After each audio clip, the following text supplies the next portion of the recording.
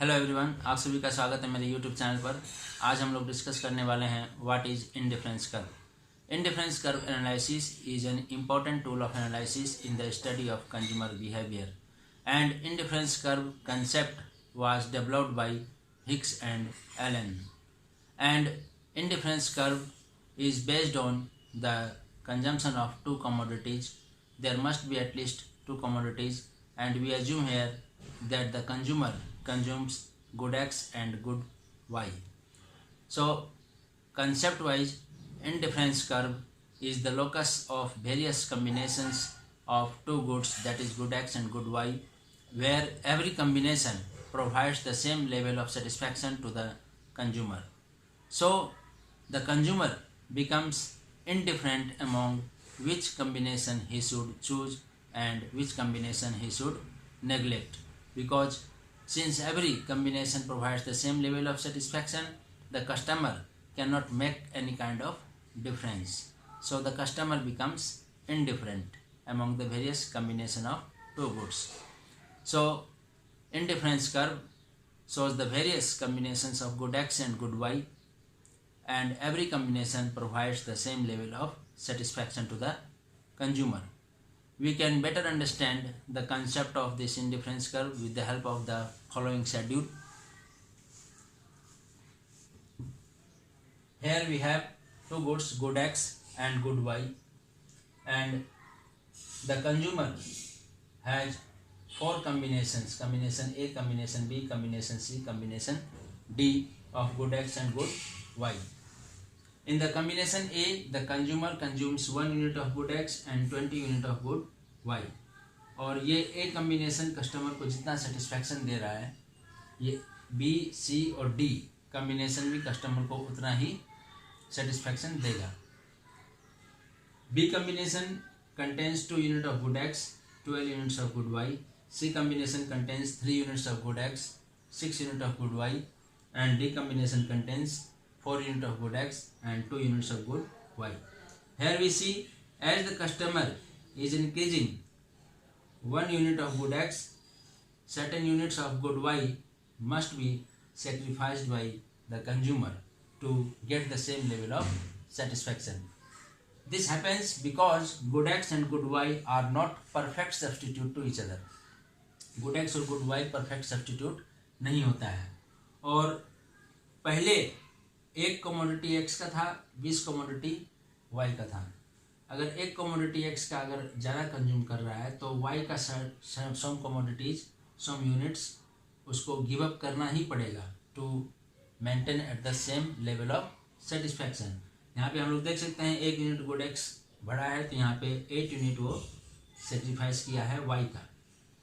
फिर अगर 2 से अगर 3 यूनिट्स यानी कि 1 यूनिट और वो X का कंज्यूम ज़्यादा कर रहा है तो यहाँ पे फिर से उसको Y का यूनिट्स जो है सेक्रीफाइस करना पड़ा, दैट इज 6 यूनिट्स.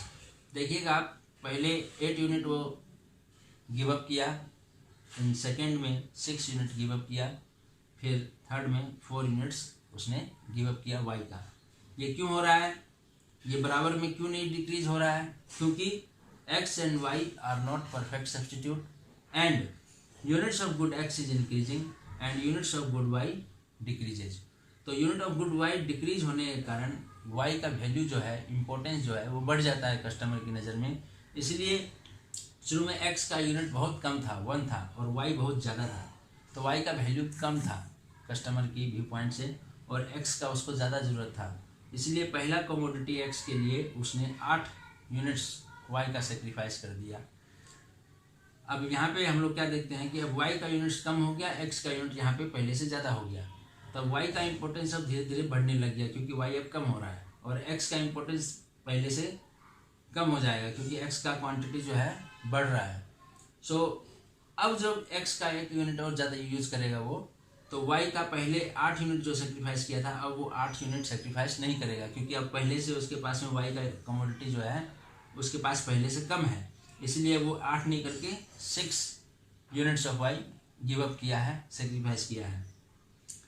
नाउ अब उसके पास पहले 20 था, फिर 12 हो गया, फिर 6 यूनिट हो गया उसके पास Y का. अब Y बहुत ज़्यादा कम होने के कारण अब अगर 1 यूनिट अगर x का वो ऐड करेगा तो y का अब पहले जो 6 यूनिट सेक्रीफाइस किया था अब वो 6 भी नहीं करेगा, अब वो उससे भी कम करेगा, यानी कि हम लोग के एग्जाम्पल अनुसार वो अब 4 यूनिट सेक्रीफाइस किया है. So when he is increasing the consumption of 1 unit of good x, he is giving up some units of good y. So this is called the rate of substitution. यहाँ पे जैसे कि 1 unit x के कारण y का 8 unit sacrifice हुआ, this is called marginal rate of substitution of good x for good y. यहाँ पे 6 यूनिट सेक्रीफाइस किया, यहाँ पे 4 यूनिट सेक्रीफाइस किया, यानी कि for each additional unit of good x he is giving up certain units of good y. So this is called 8, 6 and for this is called marginal rate of substitution of good x for good y. अगर concept wise अगर समझना है तो marginal rate of substitution of x for y denotes how many units of good y the consumer sacrifices to increase 1 unit of good x in order to maintain the same level of satisfaction. So this MRS is the slope of the indifference curve. So here we have A, B, C, D, 4 combinations of good x and good y, and every combination provides the same level of satisfaction to the consumer. जब हम लोग इस schedule को जब graph में अगर हम लोग प्लॉट करेंगे then we get indifference curve. और देखिए यहाँ पे unit of good X increase हो रहा है, unit of good Y decrease हो रहा है. So there is negative relationship between the units of good X and units of good Y. इसके कारण इंडिफरेंस कर्व जो है डाउनवर्ड स्लोप करेगा टू द राइट साइड. और दूसरा नोटेबल चीज़ ये है कि यूनिट ऑफ गुड एक्स बढ़ रहा है, unit of good Y decrease हो रहा है, but units of good Y is decreasing at a decreasing rate.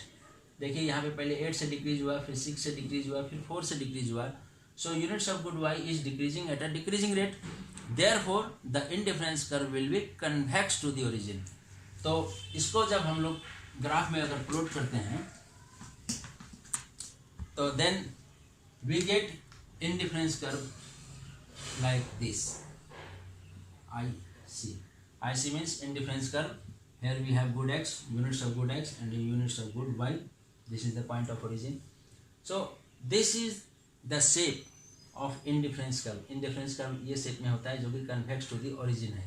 Indifference curve slopes downward to the right side and at every point on the indifference curve, इस ये indifference curve is the locus of various combinations of good X and good Y. ये जितने भी point हैं here we have combination of good X and good Y. And notable चीज़ क्या है कि हर एक पॉइंट ऑफ कम्बिनेशन में कस्टमर को बराबर सेटिस्फैक्शन मिलेगा. यानी कि ये पॉइंट का कम्बिनेशन यू कंज्यूम करे, चाहे ये पॉइंट का कम्बिनेशन कंज्यूम करे, चाहे ये पॉइंट का कम्बिनेशन कंज्यूम करे, the consumer gets equal level of satisfaction. So the consumer can not make the difference among which combination he should choose or neglect. So the consumer becomes indifferent among the various combinations of this two goods. So this is the concept of indifference curve. और इसी के साथ में ये भी जानना जरूरी है कि there are certain assumptions of indifference curve. That is there must be 2 goods, 2 goods होना ही चाहिए, and the income level and prices of goods must be constant. Customer का इनकम और प्राइस लेवल जो है गुड एक्स और good Y का वो कंस्टेंट रहेगा. थर्ड एजम्पशन में हम लोग देखेंगे सेटाइटी. सेटाइटी का मतलब होता है तृप्त. कस्टमर जो है कभी तृप्त नहीं होता है, इसलिए इंडिफरेंस कर्व के अंदर कस्टमर को वेरियस कम्बिनेशंस ऑफ 2 गुड्स तो मिल रहा है जिससे उसको इक्वल सेटिस्फैक्शन मिल रहा है, मगर उसको हायर इंडिफरेंस कर्व अगर मिलेगा जहाँ पे उसको ज़्यादा सेटिस्फैक्शन होगा, क्योंकि higher indifference curve contains more unit of good X and more unit of good Y. In that situation the customer will jump on the higher indifference curve. Therefore, non-satiety is another assumption of indifference curve analysis, कि customer कभी भी तृप्त नहीं होता है. Third assumption we can say that the customer is a rational person. वो rational behave show करेगा. It means the consumer always tries to maximize his utility from his consumption. Consumption के दौरान वो हमेशा अपना सेटिस्फैक्शन को कैसे मैक्सिमाइज किया जा सकता है उसी तरह से वो एक्ट करेगा, बिहेव करेगा. So rationality is another assumption of this utility analysis. Okay, so these are certain assumptions upon which indifference curve analysis is based on.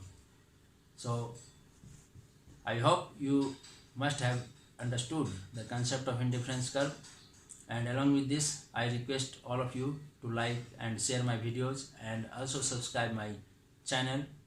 Okay, see you again in the next video.